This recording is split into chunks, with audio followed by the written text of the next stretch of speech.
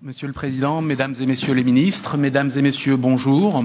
Avant tout, Monsieur le Président, merci beaucoup d'avoir choisi l'Alsace pour tenir cette table ronde sur les priorités du grand emprunt. Je suis Nicolas Carboni, directeur général du pôle de compétitivité Alsace Bio-Vallée, et je serai le modérateur de cette table ronde. Alors nous sommes aujourd'hui à un moment charnière puisque la commission présidée par messieurs Rocard et Juppé a récemment déposé ses conclusions et vous allez vous-même bientôt rendre vos arbitrages quant aux priorités d'investissement du grand emprunt. Alors, les participants à notre table ronde reflètent les grands secteurs qui ont été identifiés comme prioritaires par la Commission, à commencer bien sûr avant tout par l'enseignement supérieur et la recherche, l'innovation, mais aussi les énergies décarbonées, la mobilité, l'économie numérique et la santé.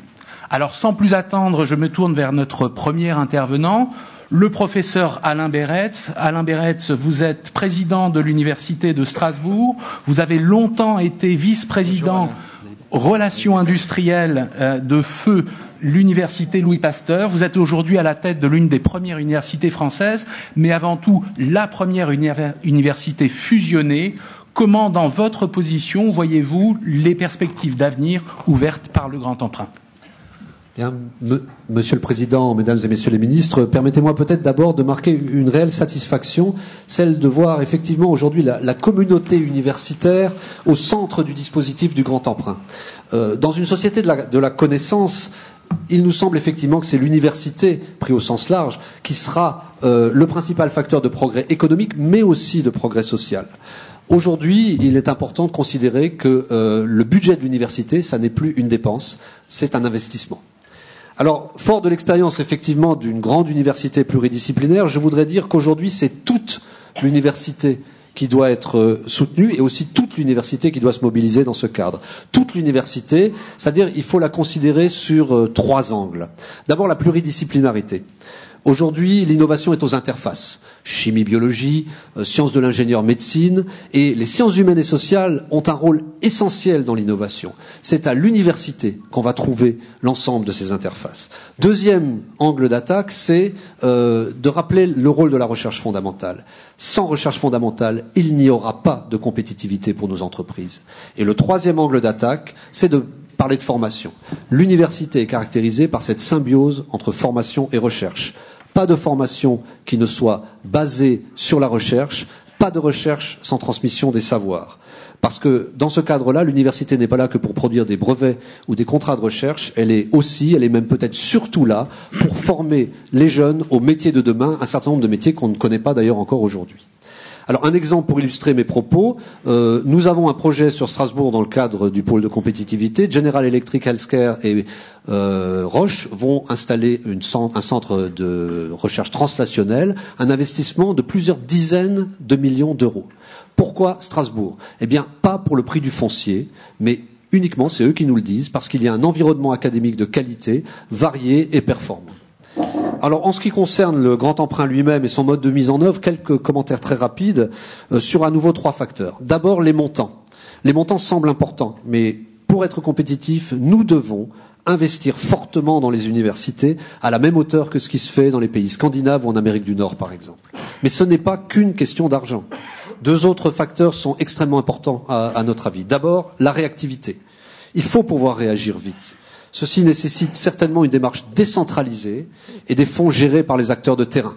Et puis, troisième élément, la durée et la visibilité. Nous devons pouvoir planifier à très long terme, 10 ans, 20 ans, et ceci justifie pleinement votre stratégie de dotation en capital.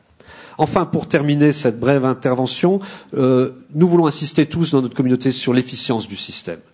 Il faut donc aller, je crois, au bout d'une logique d'autonomie dans la gestion des fonds du grand emprunt. Est-ce encore compatible avec la notion d'agence nationale ? Si je prends l'exemple de Strasbourg, nous avons fait des efforts réels de gouvernance. Nous avons une fondation qui fait déjà ses preuves.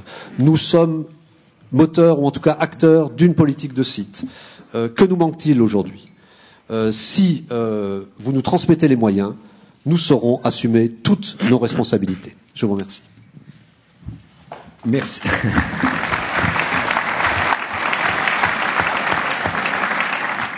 Merci, Monsieur le Président.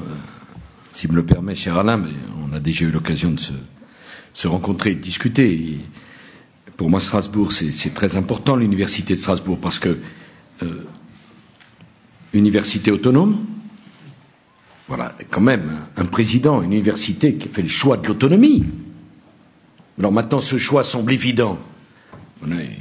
Grâce à Valérie Pécresse, qui a fait passer son texte, c'est un choix historique. Toutes les universités dans le monde qui ont réussi sont autonomes. Pas une question d'idéologie. Strasbourg a fait ce choix, mais ils ont fait un deuxième choix, remarquable, le rassemblement. Se rassembler pour être plus fort et pour peser. Vous comprenez? L'autonomie, c'est pas pour avoir des toutes petites universités, chacun isolé dans son coin, mais au contraire, pour porter un pôle universitaire de dimension européenne et mondiale à Strasbourg. Voilà pourquoi je dis au président de l'Université de Strasbourg vraiment tout mon soutien, ma considération et le bonheur que j'ai à pouvoir travailler avec lui. Alain Juppé et Michel Rocard prendront la parole s'ils le veulent bien. Je voudrais que vous compreniez une chose, mes chers compatriotes. Je me suis trouvé dans la situation d'une France en déficit pour son budget et endettée. Comment on sort de cette situation? Comment on en sort? Il y a la stratégie habituelle qui consiste à faire de la rigueur. On se préoccupe de moins dépenser, c'est bien, il le faut, mais on ne se préoccupe pas d'augmenter les recettes, parce qu'on ne se préoccupe pas de la croissance. Cette stratégie est vouée à l'échec. Il faut tenir les dépenses, il faut limiter les dépenses, ok. Mais si dans le bilan, vous ne cherchez pas à augmenter la part des recettes, et vous ne jouez que sur la part des dépenses, vous ne suivrez jamais l'évolution du monde, qu'il faut de surcroît précéder. La France a un problème gigantesque d'investissement, gigantesque. Et j'ai demandé à deux personnalités égales en intelligence et en sens de l'État, mais différentes dans leur parcours, que sont Michel Rocard et Alain Juppé, de travailler avec une équipe remarquable pour identifier les endroits où nous devrions investir. Pourquoi? Pour que la France prenne toute sa place dans l'économie de la connaissance et que nous ayons une plus grande part de la croissance mondiale et que nos jeunes soient mieux formés et que ça produise des recettes et quand il y a la croissance dans le monde, qu'on ne soit pas comme toujours à la traîne et qu'on ait moins de chômeurs. Pour ça, il faut investir. Je remercie Michel Rocard d'avoir accepté de vaincre cette espèce de maladie française du sectarisme où, sous prétexte qu'on n'appartient pas à la même famille, on ne serait pas capable de se mettre d'accord sur la réflexion à 20 ans ou à 30 ans de l'avenir de notre pays. Dans 30 ans, le prochain président de la République, ce ne sera pas Michel Rocard, ce ne sera pas moi. Peut-être Alain Juppé. En moi-même, Alain, je me disais, zut. Bon, allez, mais 40 ans, ok. Faut dépasser. Non, mais vous comprenez que je n'ai pas demandé à Michel Rocard de renoncer à ses convictions, il ne m'a pas demandé de renoncer aux miennes, j'ai trop de respect, s'il le permet, d'amitié pour lui. Mais est-ce que vous pensez, mes chers compatriotes, que parce que l'un est socialiste et l'autre l'est pas, ça rend impossible de réfléchir au lieu de pouvoir futur dans l'économie du monde? Je le dis en Alsace, pays qui a une tradition de démocratie, de tolérance, d'accueil à l'autre, qui comprend bien cela, cet appauvrissement formidable de la France, qui consiste à dire tous les intelligents sont dans une famille, tous les stupides sont dans une autre. Puis alors comme la famille change, puisque c'est la démocratie et l'alternance, alors donc on n'a pas de chance, nous. Bon. Et Alain Juppé, avec qui je partage tant de choses depuis tant d'années, qui a accepté de mettre toute sa compétence au service de cette commission. Et j'annoncerai les arbitrages du gouvernement lundi prochain, et nous suivrons dans les grandes lignes les propositions de leur commission. Mais je voudrais qu'il n'y a pas simplement le fond, il y a aussi la forme. Plus jamais personne dans l'avenir ne pourra porter l'image d'un gouvernement sectaire, où l'un a la vérité et l'autre a le mensonge. Ça appartient à un autre monde. Nous sommes au XXIe siècle. Ça ne fonctionne plus comme ça. Et je le dis d'ailleurs au président de l'université, si j'avais dû m'en tenir au rapport habituel entre ma famille politique et l'université, franchement, on aurait moins parlé que ce qu'on a parlé, hein.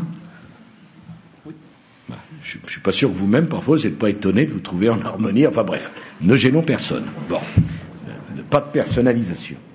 Alors, ce qui a été dit sur l'université, pour aller rapidement, je parle sous le contrôle de Valérie Pécresse. L'autonomie n'est pas une fin en soi.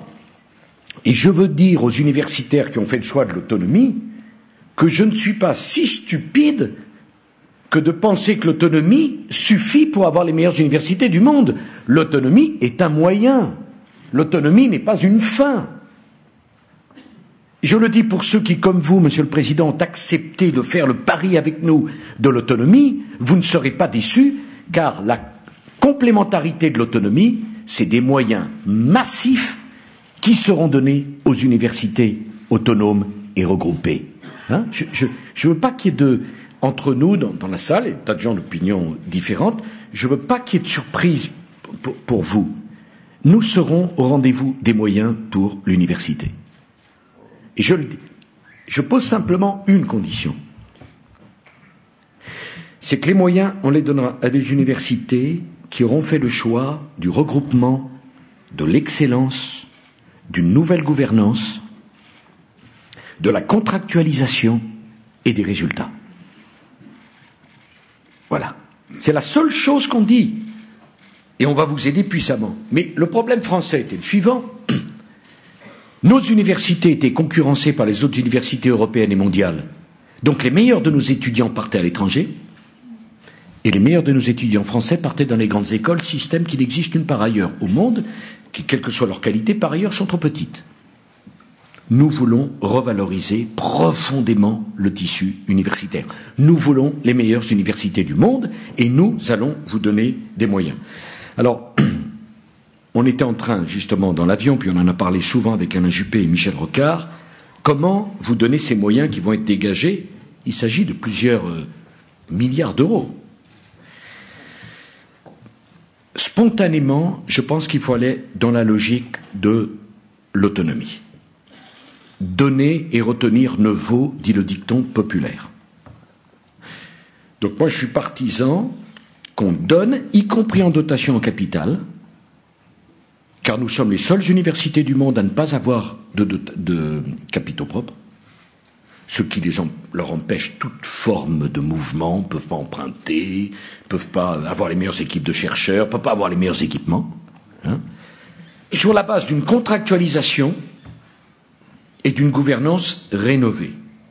Alors, sur l'Agence nationale, elle a fait de bonnes choses aussi, mais il ne s'agit pas de créer entre le ministère et les universités un nouvel obstacle. Donc on est encore en train de parler avec Valérie de la gouvernance, qui est un sujet épouvantablement difficile. Qu'est-ce que nous voulons? Que vous ayez les moyens, que vous décidiez vous-même de l'allocation des moyens, que ces moyens que vous allez investir produisent des nouvelles recherches, que ces moyens vous permettent d'attirer des capitaux du privé, parce qu'il faut en finir avec le sectarisme entre capitaux publics et capitaux privés. Il y a des chercheurs dans la salle qui savent bien qu'on a besoin des deux. En finir avec le sectarisme de recherche appliquée et recherche fondamentale. Bon. En finir avec l'isolement des universités. Nous voulons des campus. Et Monsieur le Président, l'histoire montre quoi? Que le campus virtuel, ça n'existe pas. Ça n'existe nulle part, le campus virtuel. Nulle part. On a besoin d'un terreau. Il y a besoin d'un territoire. Pour que se rencontrent à la cantine, à la bibliothèque, dans les transports en commun, des chercheurs, des étudiants, des chefs d'entreprise. Nous voulons que les universités puissent investir dans les entreprises de vos étudiants. Nous voulons faire la franchise fiscale pour les entreprises sur le campus. Vous voyez, on sera au rendez-vous du développement des universités. la bataille de la connaissance se joue dans la place des universités françaises, dans le bonheur qu'auront les chercheurs français à chercher en France et à revenir en France. Nous allons investir massivement. Et vous le verrez, vous nous avez fait confiance, Monsieur le Président, vous ne serez pas déçus. J'ai confiance dans le processus, il ne s'agit pas de ramener ça à des questions de personnes. Est-ce que Michel Rocard ou Alain Juppé veulent le...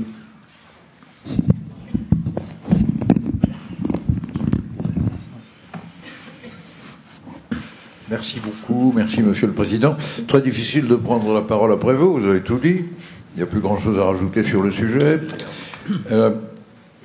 Cependant, je ne peux pas ne pas saluer ce que vient de dire le Président quant à ma présence ici.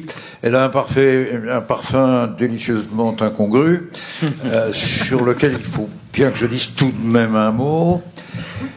Je n'ai en rien renoncé à mes convictions, le Président le sait, et je ne sais pas s'il m'en sait gré, mais en tout cas il me l'a permis.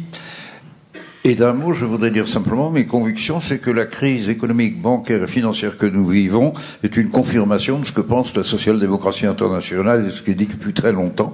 Et j'appartiens toujours à ce courant-là, dans cette fidélité-là. Mon regret étant que mon parti domiciliaire ou familial, le français, peu capable intellectuellement d'exploiter cette voie, ou ne l'a pas cherché, ou ne l'a pas voulu. Mais moi, je la représente toujours, et c'est pour ça que je suis toujours, en principe, dans l'opposition. Mais je récuse toute idée de ne pas travailler ensemble, toute idée de ne pas contribuer au fait que dans une démocratie, toutes les forces doivent s'unir, quand du moins on est d'accord. Et effectivement, ma présence ici confirme l'accord que j'ai donné à la démarche et surtout à la recherche d'un contenu. Et je crois même pouvoir ajouter d'un mot qu'Alain Juppé et moi-même avons, Monsieur le Président, quelques fiertés de la qualité du travail qu'on vous a remis. Cela étant, pour faire quelques commentaires, d'abord je ne peux pas ne pas saluer le plaisir que j'ai eu à écouter à l'instant les propos du président de l'Université de Strasbourg et faire peut-être un aveu, la presse le prendra comme elle voudra. Dans cette commission, finalement, Monsieur le Président de la République, je me suis senti moins un homme de l'opposition ou un ancien Premier ministre que le fils de mon père, comprendront qui voudront. C'est un scientifique de quelque renom et il prêchait notamment au nom de l'autonomie qu'il fallait supprimer le CNRS pour donner plus de moyens à chaque unité d'université de recherche, etc. Nous avons retrouvé une démarche, et c'est là où j'ai mon identité la plus forte, et où Alain Juppé me sera témoin que j'ai tenu le plus ferme dans nos travaux. Un mot de plus peut-être sur cette affaire de grand emprunt. Je l'ai dit au président dans un sourire, quand il a annoncé cette idée, je n'étais pas heureux. Je m'étais déjà empoisonné la vie comme Premier ministre avec le déficit public. Il était le 5e ou le 6e de ce qu'il est aujourd'hui. J'avais cherché à le réduire, non sans mal. Et je ne suis pas de ceux qui peuvent regarder d'un sourire et se moquer de l'aggravation de notre endettement. Mais j'ai regretté que dans le débat public national qui s'est endetté là-dessus, on parle de l'endettement dans l'absolu, du danger d'aggraver notre dette, et qu'on ne fasse pas l'examen relatif. Le bilan de la crise économique, financière et bancaire que nous venons de vivre, c'est que tout le monde, tous les pays développés en tout cas, les émergents c'est autre chose, tout le monde a vu son endettement progresser dans des conditions hyper dangereuses. Il y a 5 ou 6 pays aux limites de la banqueroute en Europe, 3 petits, l'Islande, la Lettonie, la Hongrie, les plus gros, l'Angleterre d'abord, l'Espagne ensuite, l'Italie, la Belgique, beaucoup plus endettés que nous. Les États-Unis ont une dette qu'ils ne rembourseront jamais, qui vaut par habitant 5 ou 6 fois la nôtre si on fait le cumul de toute cette dette. Tout ça est assez effrayant.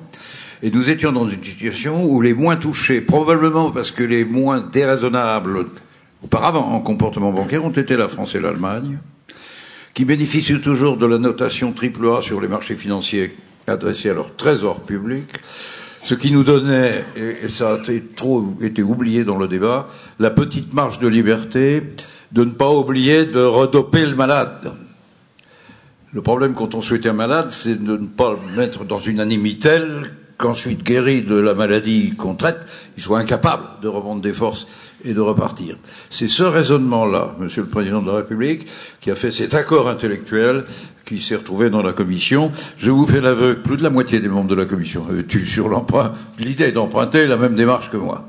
Mais ce que nous faisions de cet emprunt au fur et à mesure que nous avons proposé les issues, que vient de saluer Monsieur le Président Bereth, nous a ralliés. C'est en effet une mesure indispensable pour la France que de redonner le coup d'accélérateur sur les dimensions dans lesquelles notre recherche peut encore accomplir de grandes choses, et dans quelques domaines, il en est d'ailleurs jusqu'en Alsace, reprendre une position de leadership mondial que nous avons apportée de main dans les cervelles, n'est pas toujours dans le dispositif industriel en aval. Voilà ma complexité là derrière, en ce qui concerne l'autonomie, la nature et l'orientation des fonds. Et je crois qu'il serait inconvenant que je prenne plus de temps. Merci. Merci.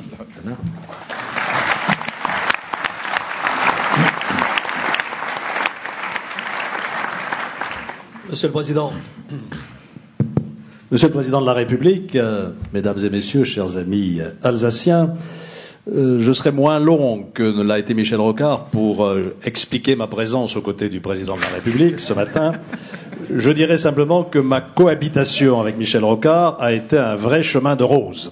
Nous nous sommes très très bien entendus et c'est la raison pour laquelle nous avons pu présenter ce rapport très consensuel. Alors, je ne vais pas vous le commenter, j'ai observé tout au long de la matinée que les universitaires l'avaient lu et le connaissaient bien.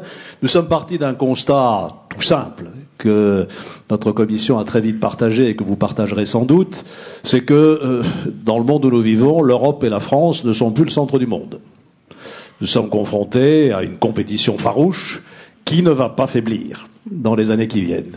Quelle est notre seule chance? C'est d'être un coup en avance. Et ça veut dire recherche, innovation. Deuxième constat, et je ne m'attarderai pas longtemps à quelques jours, enfin c'est déjà ouvert, mais quelques jours de la présence du Président de la République à Copenhague, en évoquant l'autre défi, il nous faut inventer un mode de développement différent. Non pas la décroissance, mais une nouvelle forme de croissance. Et là encore, quelle est la recette? S'il y en a une recette, recherche, innovation. Et cela vous explique que recherche et innovation représentent l'essentiel de l'investissement du plan que nous avons proposé. Quand on dit recherche et innovation, on dit université, au sens large du terme, et donc l'université au sens large du terme sera aussi la principale bénéficiaire des crédits que nous proposons si nous sommes suivis. J'ai retenu 3 choses dans ce qu'a dit le président Peretz à l'instant et qui me paraissent en totale harmonie avec les conclusions et les propositions de notre commission. Premièrement, l'université, facteur de compétitivité. Aujourd'hui, je le vois bien dans ma région, à Bordeaux, en Aquitaine, l'un des facteurs majeurs d'attractivité d'un territoire, c'est l'excellence universitaire. C'est le rayonnement de l'université, c'est son pouvoir d'attraction. Deuxième chose que j'ai retenue, vous avez parlé de recherche fondamentale et de recherche translationnelle. Bon, j'avais un vieux vocabulaire, recherche fondamentale, recherche appliquée, mais enfin bon, translationnelle, ça veut dire quoi? Qu'on transfère les résultats de la recherche sur le marché. J'ai retenu la phrase d'un des intervenants que nous avons auditionné devant la commission qui nous a dit quelle est la différence entre recherche et innovation? Recherche, on met de l'argent pour trouver des idées. Innovation, on prend des idées pour faire de l'argent. Voilà une révolution culturelle dans l'université qui est en cours. Il faut du partenariat public-privé pour transférer sur le marché les résultats de la recherche fondamentale. C'est aussi des axes forts de nos propositions. Enfin, troisièmement, vous avez dit gouvernance, Monsieur le Président. Et je crois que ça aussi, c'est un de nos grands soucis. Comment accompagner l'évolution de la gouvernance de nos universités vers plus d'autonomie et, je serais tenté de dire, plus de responsabilité. Et c'est la raison pour laquelle nous avons choisi cette forme d'intervention un peu nouvelle de la dotation en capital. Faire en sorte que les universités aient aussi les moyens financiers, et je dirais presque culturels, de cette autonomie, et j'espère que sur ce point nous serons suivis dans le cadre d'une contractualisation évidemment avec l'État, mais qui permettra d'aller un peu plus loin encore dans cette rénovation fondamentale de notre système universitaire. Merci.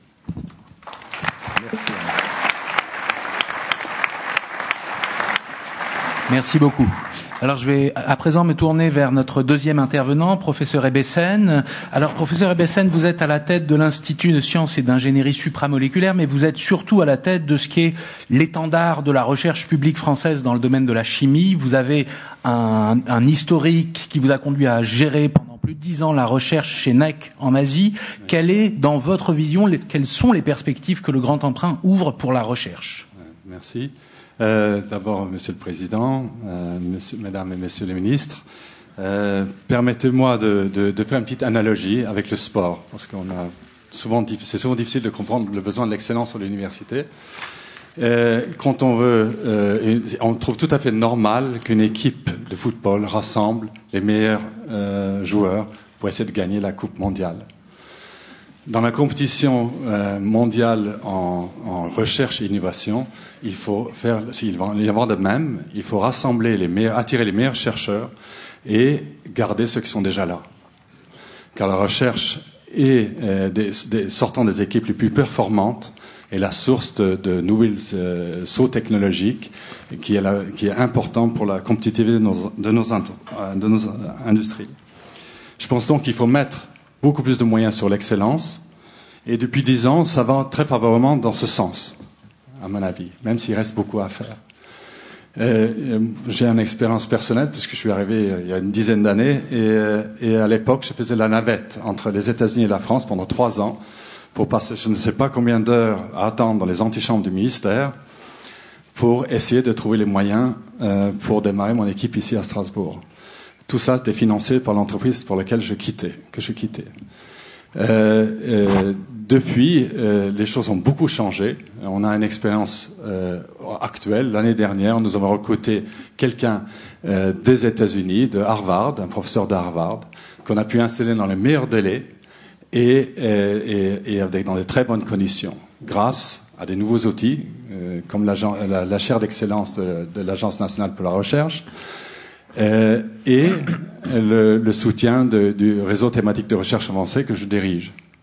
Ce centre d'excellence est un outil essentiel pour nous de faire une politique globale, compétitive, à l'échelle locale. C'est un outil d'intervention.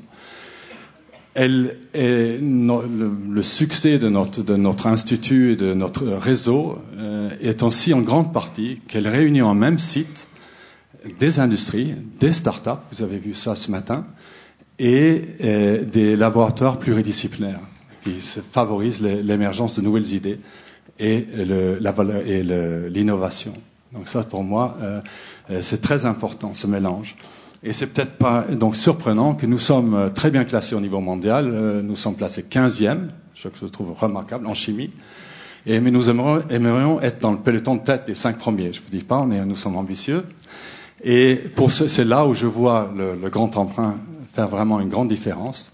Elle va nous donner les moyens requis pour attirer les meilleurs chercheurs, de développer l'infrastructure dont nous avons besoin pour être compétitifs.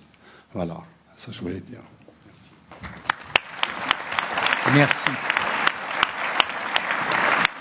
Merci, professeur. Alors, je me tourne maintenant vers le docteur Valérie Lamour. Vous avez un doctorat en biologie structurale. Vous avez par ailleurs eu une bourse Women and Science de la Rockefeller University. Et donc, aux États-Unis, vous avez pu rentrer en France au travers d'une bourse Marie Curie. Vous êtes maintenant maître de conférences et praticien hospitalier à l'interface de la recherche de la santé. Quelle est votre vision sur les perspectives qu'ouvre le Grand Emprunt dans le domaine de la santé ? Oui, Monsieur le Président, Mesdames, Messieurs les ministres, il est bien évident que, comme l'a décrit Monsieur Carboni, mon parcours est un peu atypique, puisque je suis scientifique, docteur en biologie structurale de l'Université de Strasbourg, après une formation d'ingénieur chimiste qui fait suite à 2 années de classe préparatoire en mathématiques, où les femmes issues de milieux modestes ne sont que très peu représentées. Donc après mon doctorat et plusieurs années dans une université aux États-Unis, j'ai décidé de développer un projet de recherche en France, à Strasbourg, comme l'a dit M. Carboni, dans le cadre d'un programme européen Marie Curie, qui vise à réintégrer les jeunes scientifiques expatriés aux USA dans le paysage de la recherche européenne et française. Et donc j'ai choisi de tourner mes thématiques vers la santé. Et pour cela, j'ai choisi la carrière de maître de conférence en faculté de médecine, à l'interface avec les hôpitaux universitaires de Strasbourg et la recherche fondamentale. Et cela m'est apparu comme une évidence après 5 années à la Rockefeller University à New York, où les médecins et les scientifiques se côtoient au quotidien avec leurs spécificités. Alors nous sommes aujourd'hui à l'aube d'une révolution technologique dont l'enjeu est de rapprocher la recherche du patient en construisant des passerelles entre des institutions qui sont parfois encore trop cloisonnées. Et je crois que mon parcours personnel illustre tout à fait l'évolution du secteur de la santé en faisant entrer la science et les avancées technologiques au plus près des patients. Donc l'avancement des connaissances et des technologies ouvre de nouvelles perspectives pour personnaliser la médecine avec des thérapies plus ciblées qui présenteraient moins d'effets secondaires pour, bien entendu, le bénéfice du patient. Cette approche qui est plus efficace permet également de réduire les coûts de traitement qui sont parfois prescrits à des patients qui ne répondent pas à certaines thérapies et qui subissent inutilement les effets secondaires. Donc je pense que cela a été dit autour de cette table déjà, que pour répondre à cette évolution, il est nécessaire de se doter d'infrastructures de recherche translationnelles qui ne peuvent être financées qu'au travers d'outils comme le Grand Emprunt. Et ces infrastructures doivent intégrer dans un même lieu, autour des hôpitaux, un ensemble d'équipements très spécialisés qui permettent d'aller de l'étude d'une molécule jusqu'au traitement des patients. Alors, il est bien évident que ces évolutions doivent se faire dans un environnement qui va permettre aux enseignants-chercheurs et aux médecins hospitaliers de consacrer du temps à une recherche de qualité. Et c'est cette recherche de qualité qui sera le gage de la qualité des enseignements et de la formation des scientifiques et médecins futurs. Donc il ne faut pas oublier dans ce cadre, je pense, de faciliter l'émergence des talents des jeunes scientifiques de demain, les hommes et les femmes qui sont issus de tout milieu dès leur formation et également au début de leur carrière.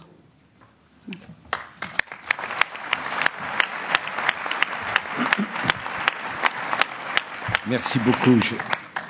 Je voudrais faire 3-4 remarques. D'abord à M. Ebsen.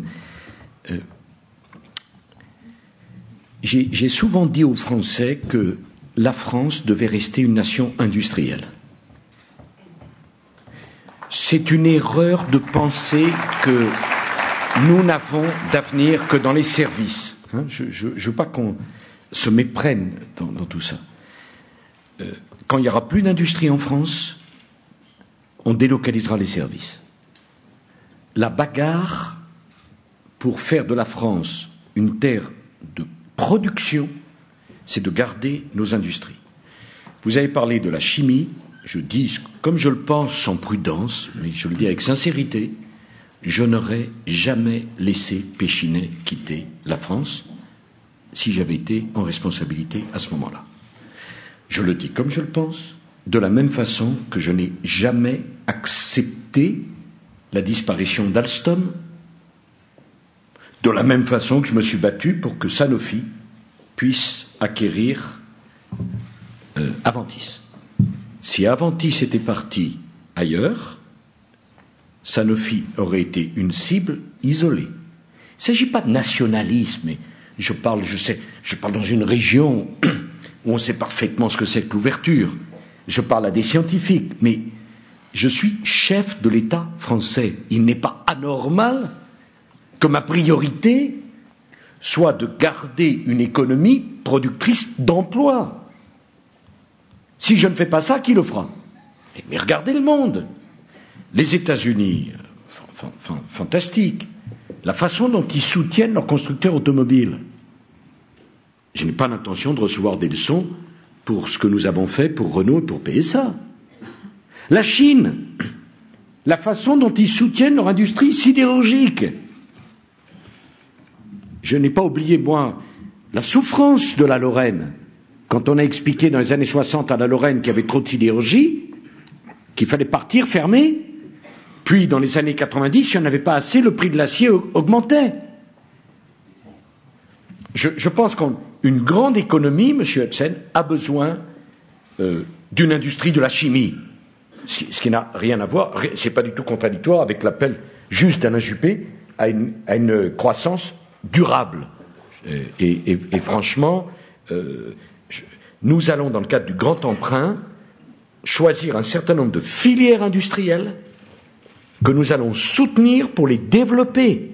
Parce que là aussi, des universités, des chercheurs, mais Madame Lamour, des filières industrielles. Parce que si vous avez des universités, des chercheurs, et pas d'entreprises pour commander des programmes de recherche, pour embaucher vos doctorants, pour embaucher vos chercheurs, où est-ce qu'on est? On est nulle part, et vous le savez parfaitement bien. Donc la chimie, l'aéronautique, l'automobile, 10% des effectifs de la population active française, c'est l'automobile. Bon, c'est pour ça qu'on a fait le crédit impôt recherche, c'est pour ça qu'on supprime la taxe professionnelle, parce que les usines, ça se délocalise, les communes, non. Je ne vais pas dire ça, c'est quand même quelque... Ben oui, moi je suis chef de l'État, j'ai à faire des priorités. Le jour où il n'y aura plus d'usines en France et plus d'entreprises, pour les élus, où sera l'assiette de la taxe professionnelle? Elle sera où? J'ai fait campagne pour les élections présidentielles, Michel. Partout on me disait, il faut arrêter les délocalisations. Comment on les arrête? En diminuant le salaire des gens, qui est déjà pas assez haut? À moins qu'on veuille diminuer les cotisations sociales parce qu'on trouve que les régimes de retraite sont assez équilibrés. La seule possibilité, c'est la fiscalité qui pèse sur les investissements pour que les entreprises retrouvent le chemin de la voie. Et vous le savez très bien, vous, ici. Vous êtes à côté de l'Allemagne. Est-ce qu'on veut que tout le capitalisme familial parte en Allemagne? Ou qu'on en garde ici? Un mot également sur les affaires de santé, Madame Lamour.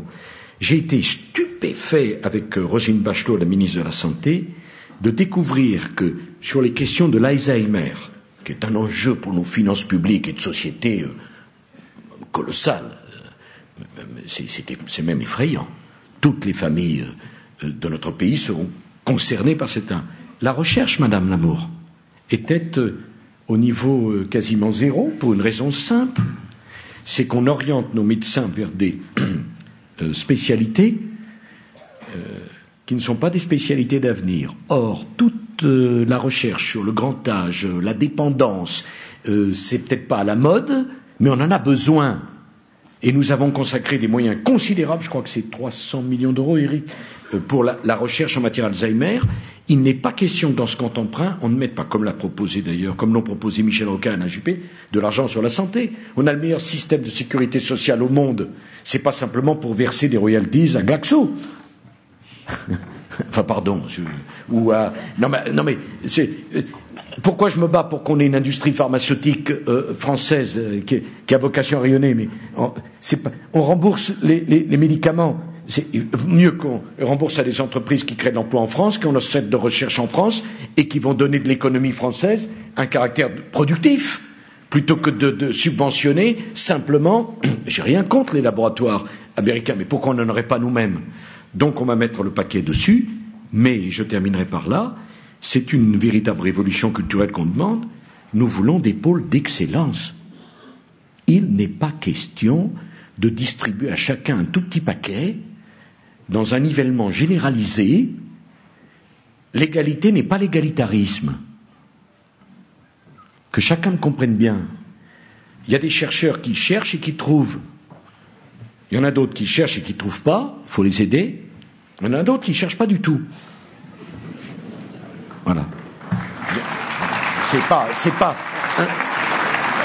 Ce n'est insulter personne que de dire ça. Il y a des étudiants qui étudient, qui travaillent dur et qui se battent et qui réussissent. Il y en a d'autres qui travaillent dur, qui ont plus de difficultés, il faut les soutenir. Puis il y en a qui ne travaillent pas.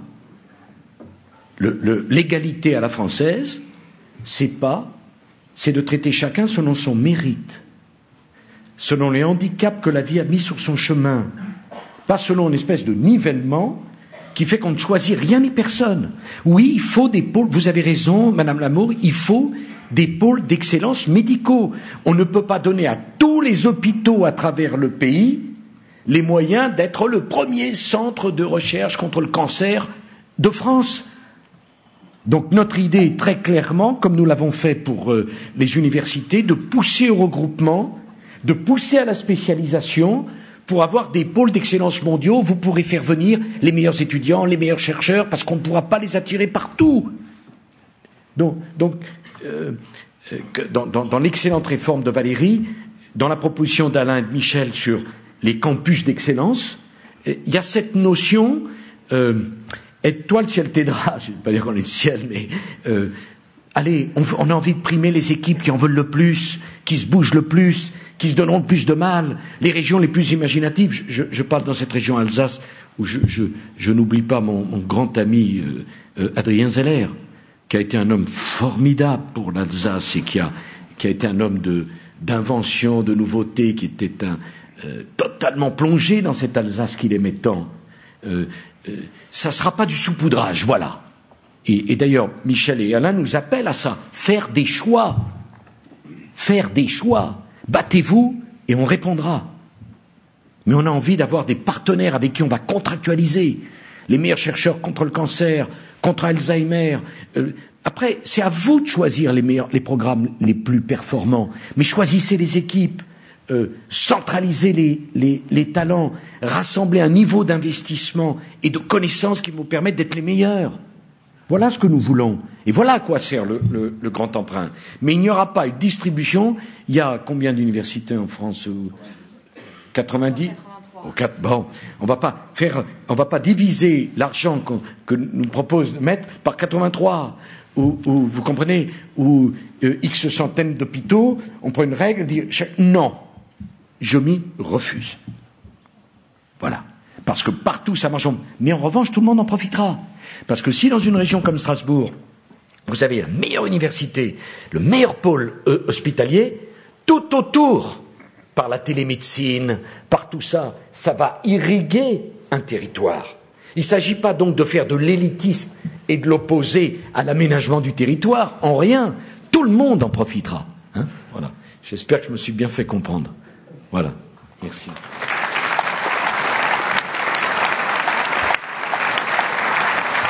Merci. Merci, Monsieur le Président. Je me tourne maintenant vers les représentants de l'entreprise, à commencer par Monsieur Patrick Hett, qui est le fondateur et le dirigeant de Kimos, une entreprise qui œuvre dans les technologies de l'information, qui est rentrée en bourse en 2001. Dans votre vision, quelles sont les perspectives qu'ouvre dans votre secteur d'activité le grand emprunt? Oui, merci Nicolas. Monsieur le Président, Mesdames et Messieurs les ministres, Monsieur le Président venait de dire à l'instant qu'il faut soutenir l'industrie. Alors que se déroule actuellement justement le sommet du climat à Copenhague, je veux vous parler d'une industrie sans cheminée. D'une industrie qui croît 2 à 3 fois plus vite que le reste de l'économie. D'une industrie qui contribue à plus de 40% au gain de productivité. Une industrie qui est impliquée dans plus de 80% des innovations. D'une industrie dont les applications sont utilisées aussi bien dans une machine à laver que dans la fusée Ariane.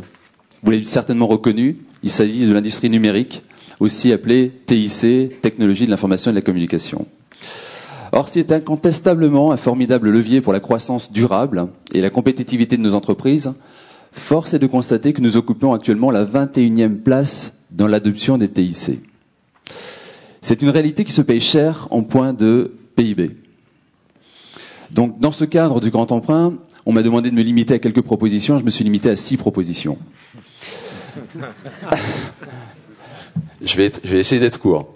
Donc, la première, c'est développer des centrales numériques. On appelle ça cloud computing, mais également des infrastructures à très haut débit. Nous connaissons tous aujourd'hui la notion de centrale électrique. Nous aurons demain des centrales numériques qui fourniront de l'énergie informatique à nos foyers, à nos entreprises et à nos administrations. De nouveaux écosystèmes vont naître et vont éclore en fait de nouveaux métiers, de nouveaux services dont certains ne sont pas encore connus aujourd'hui. C'est non seulement quelque chose de prioritaire, mais stratégique pour l'indépendance de notre pays. Pourrions-nous imaginer aujourd'hui que l'énergie informatique soit produite uniquement par des pays étrangers? Demain, la question se pose sur la partie numérique. Je vous rappelle quand même que la demande en débit double tous les 18 mois. Deuxième proposition, c'est favoriser l'investissement des TIC dans les PME et les TPE.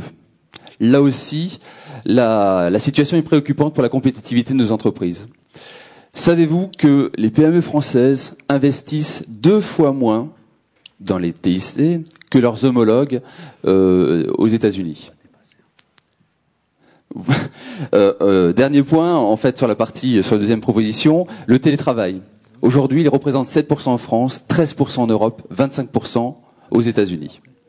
Troisième proposition, moderniser les services informatiques de l'administration.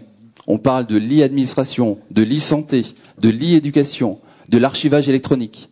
Tous ces points-là sont des points qui vont amener non seulement du confort au niveau des usagers, de la satisfaction, mais également des gains de productivité au sein de l'administration. Quatrième proposition, et j'en ai bientôt terminé, c'est mettre en place un fonds de garantie pour permettre aux PME des TIC d'accéder à la commande publique de grands donneurs d'ordre. Nous avons une particularité dans l'économie numérique, c'est que beaucoup des acteurs sont des petites entreprises, certes très créatives, très dynamiques, mais qui ont beaucoup de difficultés à accéder, je dirais, aux appels d'offres de grands donneurs d'ordre. Là aussi, quelques informations. Il faut savoir que dans les 100 premières sociétés américaines de ce domaine, 83 ont moins de 25 ans. Les places donc sont encore à prendre, et on voit que la France a réussi dans l'aéronautique et dans le domaine de l'aérospatial via une politique volontaire, à être dans le peloton de tête. Avant-dernière proposition, c'est profiter de l'élan du développement durable pour lancer un grand appel à projet pour le green software. Alors pour parler français, le logiciel vert. Là aussi, le logiciel intervient à tous les niveaux du processus permettant de maîtriser les consommations, de les réguler, de les mesurer. Cet appel à projet permettra non seulement d'identifier, mais également de soutenir nos industries pour permettre d'atteindre, voire dépasser leurs objectifs d'impact carbone. À savoir qu'on estime aujourd'hui que les TIC peuvent réduire les émissions de CO2 de 15%, soit de 8 milliards de tonnes de CO2. Et enfin, je terminerai par développer les formations à nos métiers. Et là aussi, gérer l'industrie, la formation avec les universités est importante, mais non seulement dans la partie technique, mais également au niveau, je dirais, des technico-commerciaux et des ingénieurs d'affaires qui font cruellement défaut dans ce domaine d'activité. Merci. Je voulais juste terminer, s'il vous plaît, avec un point, et qui est un point important, c'est justement, et vous en avez parlé, Monsieur le Président, la collaboration qu'il y a entre écoles, universités et entreprises. Et on réussit ça avec succès ici en Alsace, notamment avec le pôle Rénatic, avec une meilleure collaboration. Voilà en quelques mots les propositions que je voulais amener dans le sens de l'économie numérique. Merci beaucoup, monsieur.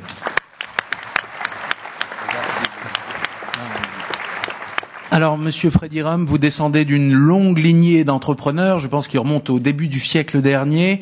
Vous avez vous-même créé et développé des entreprises, notamment une, Rump Équipement, qui se concentre sur l'optimisation énergétique industrielle. Quelle vision portez-vous sur les priorités, les perspectives qu'ouvre le grand emprunt pour vous?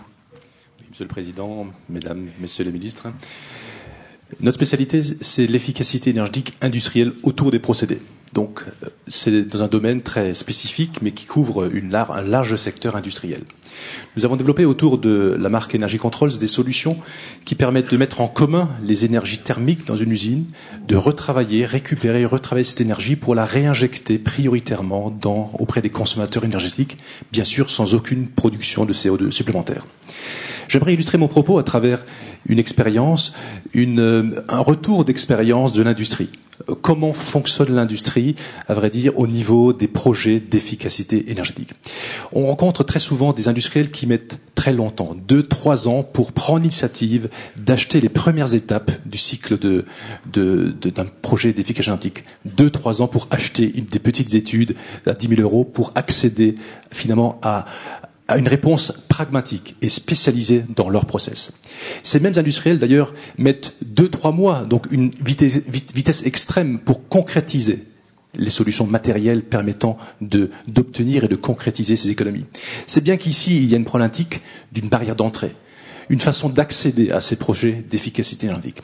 Alors, ces industriels qui achètent finalement et investissent très rapidement dans ce domaine utilisent soit leurs fonds propres, soit les outils qui sont apportés à travers Oseo. Sofergy est un moyen très intéressant pour accompagner les entreprises dans ces projets d'efficacité énergétique.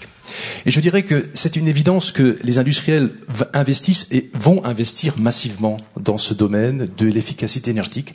C'est une croissance verte. Pourquoi? C'est extrêmement rentable pour eux, des projets à rentabilité forte. 10, 20, 30% de leur facture énergétique peut être réduite à travers cette approche-là.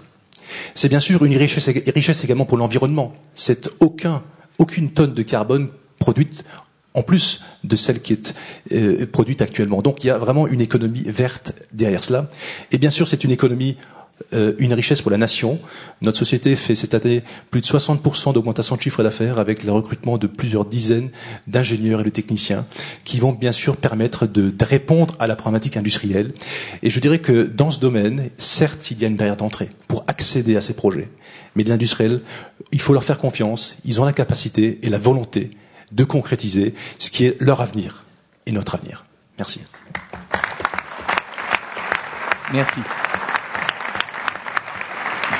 Je me tourne donc vers notre dernier intervenant, Monsieur Duval-Destin. Vous êtes à la tête de la recherche et de l'ingénierie avancée pour le groupe PSA et donc très en pointe sur les problématiques à la fois d'énergie décarbonée et de mobilité.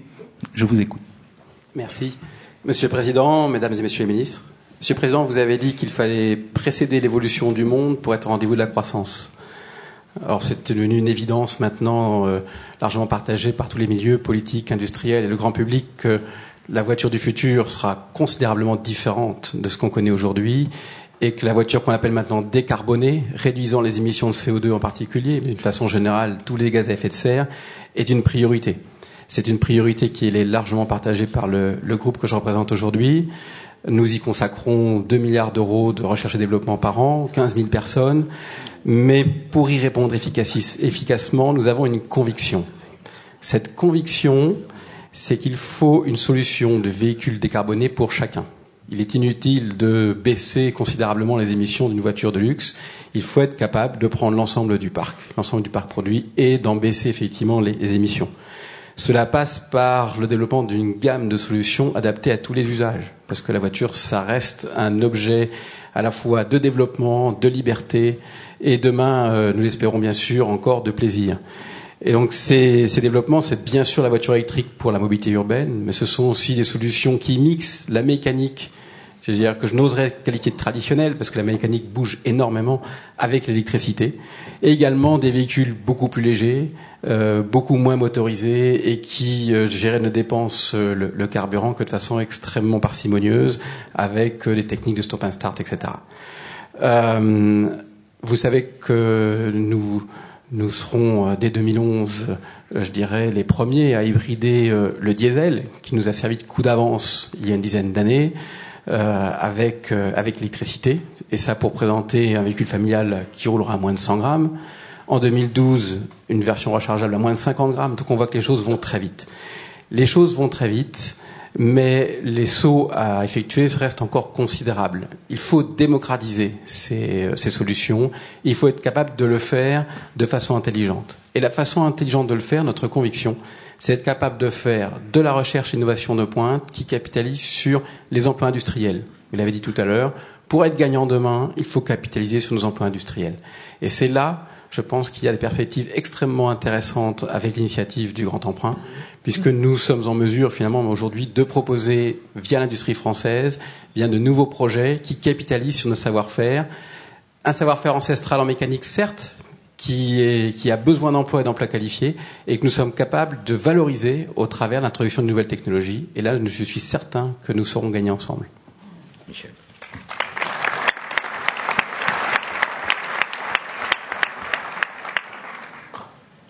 Quelques remarques très rapides après ce petit tour de table. Mais d'abord, la première, se continue ici ce que Alain Juppé et moi avons vécu pendant 2 mois et demi à travers d'innombrables visites, entretiens, débats et réceptions. Un extraordinaire tour de France dans les projets d'avenir qui animent notre pays. C'est un tourisme intellectuel éblouissant.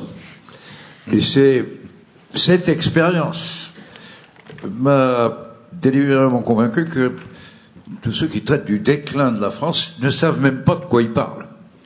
Le problème étant simplement de valoriser toutes ces chances. Alors, c'est magnifique de vous entendre tous, et je ne peux faire que 2 ou 3 remarques sur nos productions, le rapport de cette commission à propos de l'emprunt, quant à ce que vous venez de dire. La première, c'est que si vous êtes tous ici présents qualifiés pour bénéficier des fonds de cet emprunt, aucun ne l'est à l'avance, et ce ne fut pas notre travail que de choisir des projets nominatifs. Les sélections des titulaires de versement du grand emprunt sous la forme de dotation, sous la forme de subvention, ou même sous la forme d'avance remboursable, seront des structures de gouvernance qui feront des appels à projets. Et vous serez tous en concurrence, mais comme vous nous l'avez dit, si vous êtes les meilleurs, vous êtes tous potentiellement de nouveaux gagnants, ce que je trouve tout à fait admirable. Deux mots plus spécifiques. Il y a notre 7e piste de travail dans le rapport concernant justement le numérique, partagé moitié-moitié entre 2 milliards pour favoriser les infrastructures et 2 milliards pour penser au futur contenu. Alors, soyez dans les meilleurs, mais toutes les pistes, les 7 que vous nous avez indiquées, alors le fonds de garantie, c'est un peu plus compliqué, un peu plus national. Mais partout ailleurs, ces modalités sont compatibles avec l'écriture du grand emprunt. Vous entrez dedans, on vous a virtuellement entendu. Ce que nous n'avons pas voulu faire, c'est choisir des filières. Est-ce qu'il faudra couvrir la zone 3 du territoire de la République française avec du satellite ou de la fibre optique? Soyez un peu solidaires de la puissance publique. Il faut essayer de minimiser les dépenses si vous voulez bien. 45 milliards d'euros pour équiper toute la France en fibre optique. Il faut peut-être que vous pensiez vous-même à la manière de mesurer ce coût qui n'est à la portée de personne, hélas, alors que nous avons tous le souhait, vous le lirez dans le rapport, que la densification de notre pays en moyen du numérique, et non pas nécessairement en fibre optique, passe partout. De la même façon, je m'adresserai au directeur de la recherche chez Peugeot pour dire que toutes ces pistes que vous avez évoquées sont nôtres. Nous nous sommes bien gardés de choisir entre la voiture à biocarburant, le véhicule hybride ou la voiture électrique. Les meilleurs de tous ces projets ont accès aux structures de gouvernance qui feront les choix. En revanche, nous avons voulu, dans le rapport, préserver une piste dont vous n'avez pas reparlé cette fois-ci, et ça me surprend toujours. Je me demande enfin, quand ces voitures seront en circulation, elles vont commencer à être vendues dès l'an prochain, qui va financer le réseau des prises électriques à travers toute la France, ou des changements de batterie quasi instantanés. Ce financement-là aussi, il y a de la place pour lui, à condition qu'il y ait des donneurs d'ordre, mais dépêchez-vous et ne nous laissez pas croire qu'il suffit de vendre les voitures et que les gens se débrouilleront pour trouver une électricité inexistante nulle part ailleurs. Merci. Merci Michel. Alain ?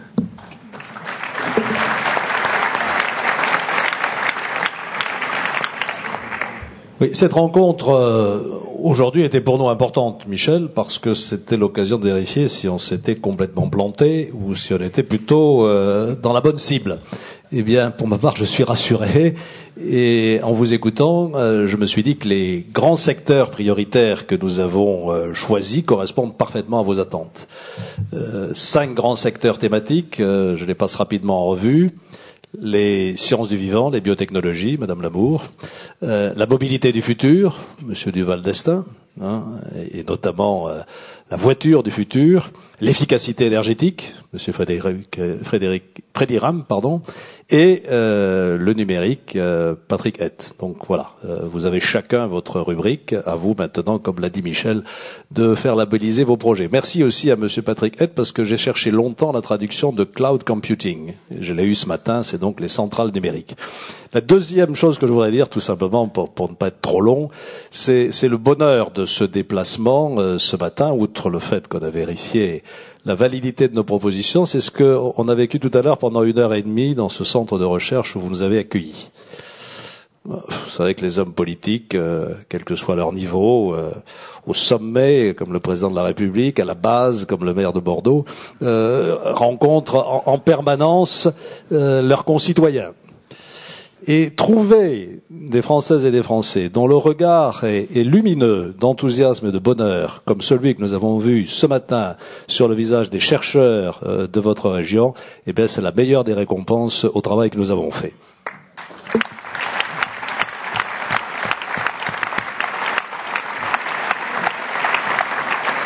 Merci Michel, merci Alain.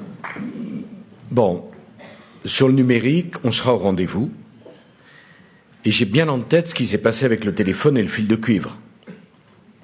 J'ai bien en tête ça. Si tue toutes les poules aux œufs d'or. Oui, on avait pris du retard. C'est vrai, c'est tout l'effort des années 60-70. Les humoristes le 22 à Asnières, tout ça faisait partie de la culture, mais on avait pris du retard. Nous ne voulons pas prendre le même retard sur le très haut débit. Et nous ne voulons pas, pour toutes les raisons que j'avais signalées, et une autre, c'est que sur 27 pays de l'Union européenne, la France est le deuxième ou le premier en superficie.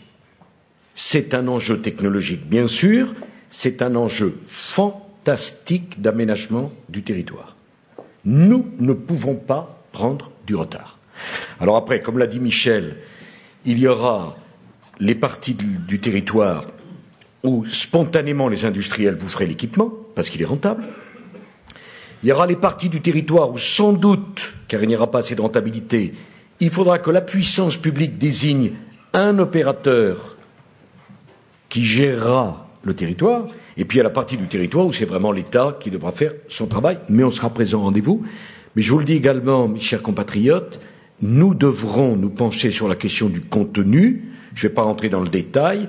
Alain Juppé, Michel Rocard en ont parlé. C'est la question de la numérisation de notre patrimoine. Il n'est pas question de nous laisser déposséder de notre patrimoine au bénéfice d'un grand opérateur, aussi sympathique soit-il, aussi important soit-il, aussi américain soit-il. Hein? Voilà. Je ne veux pas être plus précis, pour être désagréable avec personne. Bon, mais vous voyez bien qu'il y a un enjeu de contenant, un enjeu technologique sur la fibre optique, qui d'ailleurs ne fait pas obstacle au hertzien aussi. Hein, je ne vais pas rentrer dans la technique, je serais incapable de suivre. Mais il y a un enjeu du contenu aussi. La France, c'est une histoire, c'est une culture. Oserais-je le mot, c'est une identité. Il n'est pas question que ce que des générations et des générations ont produit en langue française, pour nous nous en laissions déposséder simplement parce qu'on ne serait pas capable de mobiliser l'argent nécessaire pour faire nous-mêmes un travail de numérisation. Je tenais à le dire. Deuxième élément, Frédéric, sur les problèmes des économies d'énergie, des énergies renouvelables ou des énergies alternatives, je veux prendre personne en traître ici. Je veux vraiment que les choses soient claires. Il ne s'agit pas d'abandonner l'énergie nucléaire parce qu'on irait vers les énergies alternatives. Nous voulons les deux pour la France. Je ne veux pas d'ambiguïté sur le sujet. Grâce au général de Gaulle et à ceux qui l'ont suivi et encouragé, nous sommes le pays d'excellence en matière nucléaire. Il n'est pas question de renoncer à cette filière qui émet peu de carbone, qui est parfaitement écologique. Et moi, je suis sur une ligne, 1 euro dans le nucléaire, 1 euro dans les énergies alternatives. Les deux. N'opposons pas les deux. C'est pas le solaire ou l'éolien ou la biomasse ou l'hydraulique qui va pouvoir remplacer d'un coup d'un seul le fossile et le nucléaire. C'est les deux.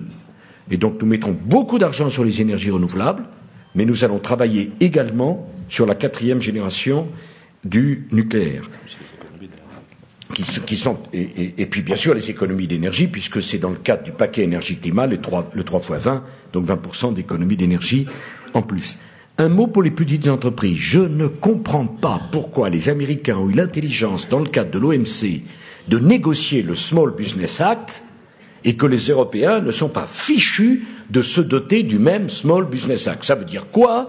Ça veut dire tout simplement réserver dans les marchés publics, au niveau de l'État, de la région, des départements, des communes, une part, Monsieur le Président de la région, pour les petites entreprises. Sinon, elles n'ont pas accès au marché, elles ne peuvent pas avoir des économies d'échelle. Avec Christine Lagarde, qui fait un travail absolument remarquable, on va se battre pour le Small Business Act. C'est pas une rupture de la concurrence que de dire que sur 100 d'un marché public, on peut en consacrer 15, 20% à des PME. C'est pas du nationalisme. Ça permet aux PME, et notamment pour les produits renouvelables, écologiques, de créer un marché et donc de faire une tension sur les prix. Enfin, deux derniers mots. pour parler des pôles de compétitivité. Dans le rapport, Michel et Alain, ils ont raison, parlent des pôles de compétitivité. Moi, j'y tiens énormément parce que ministre des Finances en 2004, je les ai lancés, labellisés en 2005. Vous avez en Alsace 2 pôles excellents, Alsace Bio-Vallée, que j'ai vu, et puis il y a Véhicules du futur, hein, si mon souvenir est exact. Et il y a par ailleurs au moins 2 nouveaux dossiers, hein, mon ami Philippe Richert me l'a signalé, que je regarde avec beaucoup d'intérêt. Dans les semaines qui viennent, nous allons labelliser de nouveaux pôles de compétitivité. Ces 2 nouveaux ont leur chance. Je le dis aussi parce que c'est la vérité et qu'on doit la franchise aux gens. C'est une façon de les respecter. Si nous labellisons de nouveaux centres, on va mettre davantage d'argent, donc on aura davantage de possibilités. Mais je le dis aussi, ceux qui pensent qu'on peut être pôle de compétitivité, bénéficier d'avantages fiscaux, d'avantages sociaux, et de ne pas faire le travail, seront lourdement déçus. Je n'hésiterai pas à assumer la délabellisation de pôles qui ne font pas leur travail. Il faut qu'à un moment, il faut qu'on soit bien clair, parce que sinon c'est pas pour faire de la peine à qui que ce soit, mais c'est un manque de respect vers ceux qui se battent pour faire vivre leur pôle de compétitivité, comme vous, les Alsaciens, vous le faites, que de dire qu'on bosse ou qu'on bosse pas, qu'on cherche ou qu'on cherche pas, qu'on se donne du mal ou qu'on se fédère ou qu'on se fédère pas, même résultat. C'est extrêmement démobilisant pour ceux qui font le boulot. Donc, oui, il y aura d'autres pôles de compétitivité, certainement en Alsace, c'est pas à moi de l'annoncer, pas maintenant, certainement, mais que les choses soient claires, je ne dis pas pour l'Alsace, je dis pour toutes les régions de France, quand des pôles ne marchent pas, on les délabellisera. Enfin, dernier mot avant de conclure, pour PSA. Bon, on est fiers de nos constructeurs automobiles. Et franchement, on ne regrette pas les 6 milliards d'euros qu'on a mis à votre disposition. La prime à la casse, que n'ai-je entendu, 500 000 véhicules vendus, c'est un enjeu stratégique pour nous. Mais je le dis aussi de la façon la plus claire, nous sommes décidés à mobiliser des moyens pour vous aider dans la recherche, pour vous aider dans la modernisation de votre appareil de production, mais nous voulons aussi des usines en France. Là aussi, non, écoutez, là aussi, c'est très clair, je veux que les choses soient claires entre nous, comprenez-moi bien, qu'on crée une usine en Inde ou en Chine pour vendre des véhicules aux Indiens et aux Chinois, je n'ai rien à dire, on ne gagnera pas des parts de marché sur ces continents si on ne produit pas chez eux, de la même façon que Bombardier est à Valenciennes et dans le Nord. Mais je n'ai aucun problème avec ça. Aucun problème avec ça. Là où j'ai un problème, c'est qu'on fasse fabriquer des voitures destinées à la vente en France, ailleurs qu'en France, parce que c'est pas très écologique, il faut les faire revenir. Hein? Bon. Non, tout est une question d'équilibre. Je suis pour la liberté du commerce, je suis pour une économie ouverte, mais je suis pour la concurrence loyale. Loyale. Voilà. Et avec l'argent du contribuable français, je veux financer aussi au service d'entreprises qui créent de l'emploi. En France, qui mettent des centres de recherche. En France, le crédit impôt recherche, il fait pour. Voilà. C'est pas une question de nationalisme ou quoi que ce soit. De la même façon, d'ailleurs, on se battra, nous, la France, en Europe, pour qu'il y ait une taxe carbone à la frontière. Comprenez-moi, soit les autres pays font les mêmes efforts que nous, que ce que nous imposons à nos entreprises. Et dans ce cas-là, pas de taxe carbone. Mais si les autres pays ne font pas les mêmes efforts que nous, il n'y a aucune raison qu'on importe en France et en Europe des produits qui ne respectent aucune des règles environnementales que, par ailleurs, on impose aux constructeurs français. Ça, c'est pas de la concurrence, c'est de la concurrence déloyale. Donc, ceux qui feront ça, on mettra une taxe carbone aux frontières, ça contribuera au financement de notre protection sociale et de nos retraites. Et ça rééquilibrera de la même façon qu'il ne sert à rien d'imposer des règles de traçabilité ou de bien-être animal aux agriculteurs français et de continuer à faire venir en Europe, de la viande de régions du monde où la traçabilité, ça ne veut même pas le prononcer. Je veux que les choses soient claires là aussi. C'est un équilibre. Vous comprenez, il ne s'agit pas de faire de l'idéologie avec ça. Je le dis d'autant mieux que les 2/3 du personnel de PSA, si je me trompe, dites-le moi, exercent en France. Voilà. Et j'ai un peu de regret de constater qu'un constructeur où l'État a 17% du capital, dans les années passées, n'a pas été aussi vigilant. Hein? Voilà. Alors, sourire du constructeur PSA. Voilà. Voilà. Mais, mesdames et messieurs, je voudrais saluer, avant de partir, tout particulièrement les ministres qui m'ont accompagné, Éric Woerth, ministre du Budget, Valérie Pécresse, Christine Lagarde, Jean-Marie Bockel, que je remercie, qui est aussi le régional de l'Étape et qui est un homme de l'ouverture. Je voudrais saluer tous les élus qui sont ici, les parlementaires, le président de la région, le président du département, remercier une nouvelle fois Michel Rocard et Alain Juppé, et que vous compreniez bien que mon devoir, c'est de ne pas penser aux échéances électorales. C'est de penser à tous les problèmes qu'avait la France au moment où j'ai été élu et à toutes les solutions qu'avec le gouvernement nous aurons apportées au moment où mon mandat se terminera. Alors si je ne devais voyager, parce qu'on me dit « Ah, vous voyagez parce qu'il y a des élections », bien sûr. Si je ne dois voyager que quand il n'y a pas d'élection, franchement, je vais faire beaucoup d'économies de carbone, puisque dans notre pays, il y a des élections tout le temps. Voilà. Mais moi, j'étais très heureux d'être parmi vous, et je vous remercie de votre attention, de votre patience et peut-être même de votre intérêt.